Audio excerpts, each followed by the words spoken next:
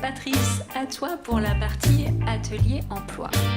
Donc l'atelier emploi, ça va faire un peu le lien entre la partie bilan et la partie perspective et organisation et suite qui va suivre. Et puis on va rentrer un peu dans le concret de ce qu'on peut produire ensemble au Pacte Civique, autour d'une action qui est emblématique et qui s'appelait la fête du travail, fête des emplois. Donc c'est des travaux pratiques de mise en œuvre des 4 valeurs du Pacte Civique.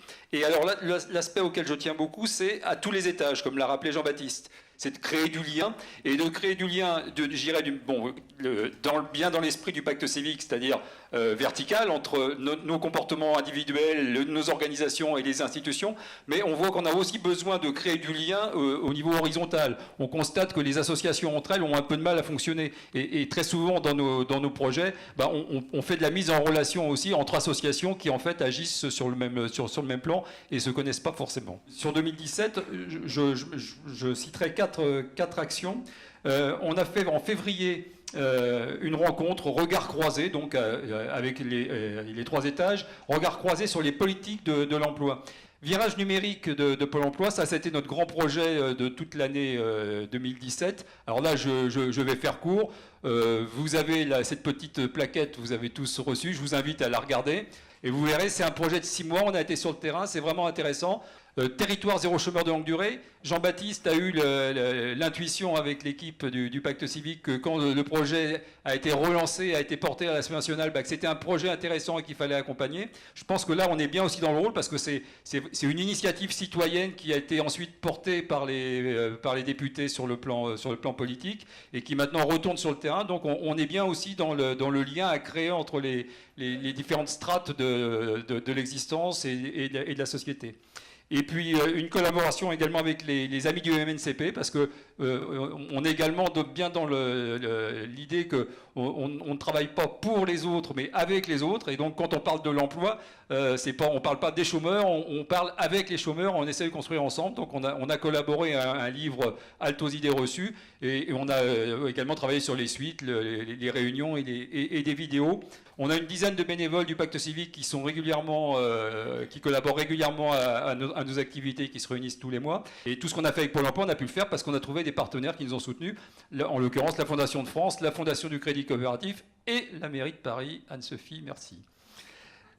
Donc nos perspectives pour 2018-2019, on va poursuivre pendant 6 mois. On ne va pas y passer notre vie parce qu'on n'est pas des experts du numérique, mais moi je pense que c'est important quand on a fait des propositions, qu'on est arrivé à des conclusions, il faut qu'on les suive. Donc là, on a fait des propositions à Pôle emploi, 6 propositions concrètes. On a fait un appel au secrétaire d'État au numérique. Et pendant 6 mois, on va suivre, on va re-rencontrer Jean Basser, le directeur de Pôle emploi. On va travailler avec eux pour voir qu'est-ce qu'ils font de nos propositions, de nos conclusions, et puis on fera un bilan à 6 mois en disant voilà ce qu'on a pu obtenir, qu'est-ce qui correspond à nos propositions et à nos attentes dans ce qui est mis en place actuellement. Territoire zéro chômeur, actuellement ça continue à bouger, on accompagne les territoires volontaires. Avec Jean-Baptiste, on a accepté d'animer un groupe de travail sur une 2e phase d'expérimentation qu'on voudrait mettre en place en 2019, donc d'essayer de continuer à faire vivre tout ça. Et bien sûr, pour tout ça, on compte sur le plus de gens possible autour de vous, et j'espère vous avoir donné envie de nous rejoindre.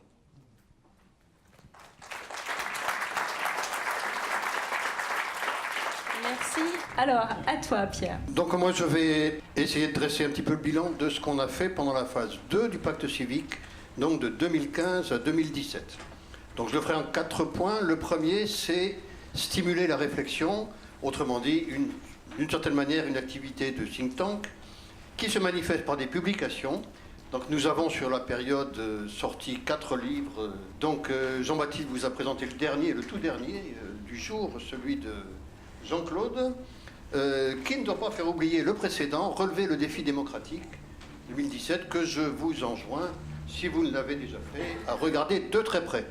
Il y a ensuite les rapports de l'Observatoire citoyen de la qualité démocratique, OCQD, donc un rapport annuel tous les ans, c'est un peu plus austère, des rapports qui essayent d'analyser de manière fine un certain nombre de processus et de porter des jugements sur leur qualité démocratique. Ensuite, nous avons organisé des débats publics. Donc nous tenons régulièrement la facette actualité du Forum 104 à Paris, où nous avons traité différents sujets, depuis le terrorisme jusqu'à la démocratie, en passant par la laïcité et les migrants. Des débats publics en province aussi. Le collectif de Metz s'intéresse beaucoup à l'Europe, d'autres collectifs également. Et nous avons, c'était en 2015, organisé entre Lyon et Grenoble des événements pour promouvoir le service civique. Les collectifs locaux réfléchissent souvent avec des partenaires à différents sujets. Je cite dans le désordre: démocratie locale, citoyenneté, fracture sociale, immigration, environnement. Deuxième point, des événements pour sensibiliser et rassembler. Donc dans ces mêmes locaux, le 23 avril 2016, nous tenions une convention politique autrement pour nous préparer aux difficultés qui se sont avérées comme telles de la campagne 2017. On pourrait y ajouter la journée du refus de la misère qui a été célébrée à Montpellier en 2017 avec un fort appui du collectif du Pacte civique. Le troisième point, c'est les interpellations politiques. Immédiatement après les catastrophes, les attentats de début janvier 2015, nous avons lancé un appel à la fraternité, principalement en direction des pouvoirs publics, pour que, effectivement, la fraternité retrouve ses lettres de noblesse aux côtés des deux autres éléments de la devise. Le quatrième point de notre activité, c'est les partenariats. Patrice en a déjà largement parlé dans le domaine de l'emploi. Nous avons organisé 3 petits déjeuners de la fraternité pour mettre en lumière l'activité d'un certain nombre de nos partenaires et inciter les autres à collaborer sur des sujets précis. Donc c'était Unicité, SNC et France Bénévolat. Nos partenariats sont variés. Une de nos caractéristiques, c'est d'essayer de faire se parler des mondes qui souvent s'ignorent, depuis la sphère alternative jusqu'à la sphère militante classique. Alors dans les alternatives, on va pouvoir parler de Pouvoir citoyen en marche, qui maintenant s'est fondu dans l'archipel Osons les jours heureux.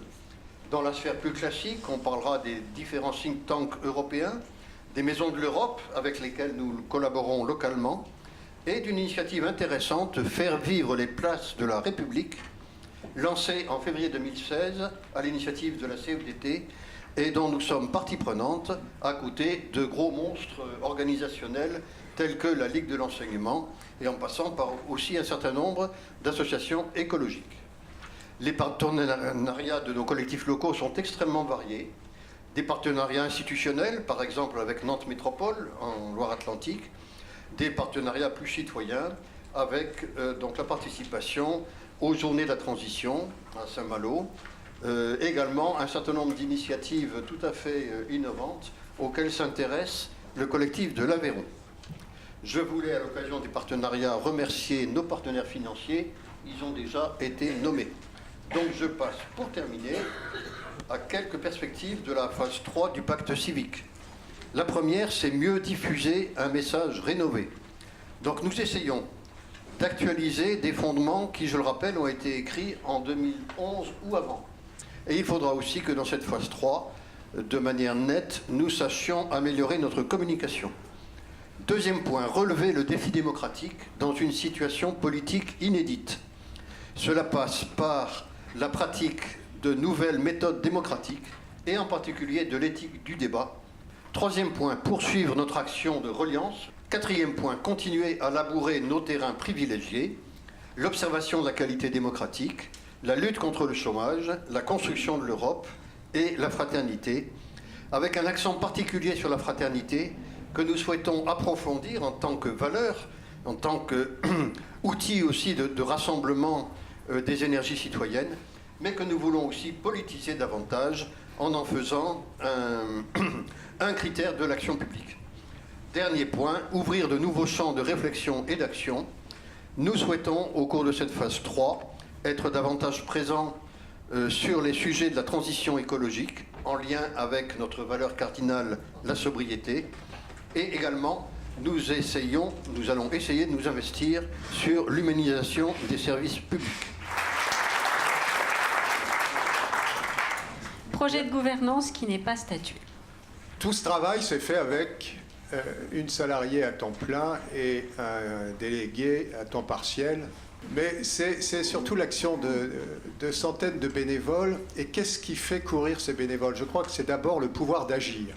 C'est-à-dire que si l'un d'entre vous a un projet dans les domaines que nous avons, il réunit avec lui quelques personnes et il peut constituer un des collectifs locaux. Nous en avons une quinzaine en France, mais d'autres se créeront.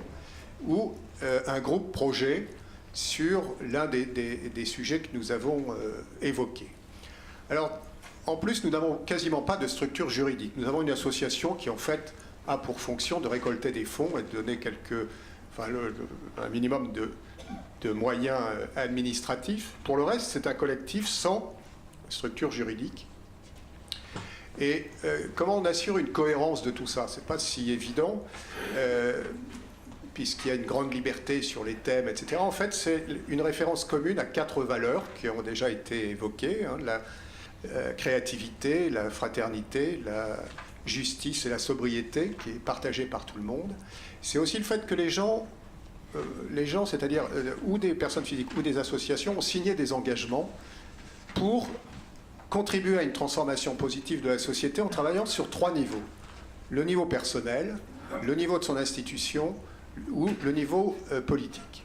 Et puis, il nous manque un peu l'esprit sectaire. C'est-à-dire qu'en fait, vous voyez bien, nous accueillons des gens de tous horizons, aussi bien sur le plan politique, il y a juste l'extrême droite qui n'est pas représentée, mais il y a tout le champ, tout le spectre politique, il y a toutes les religions, il y a les francs-maçons, il y a les laïcs, il y a les athées purs et durs.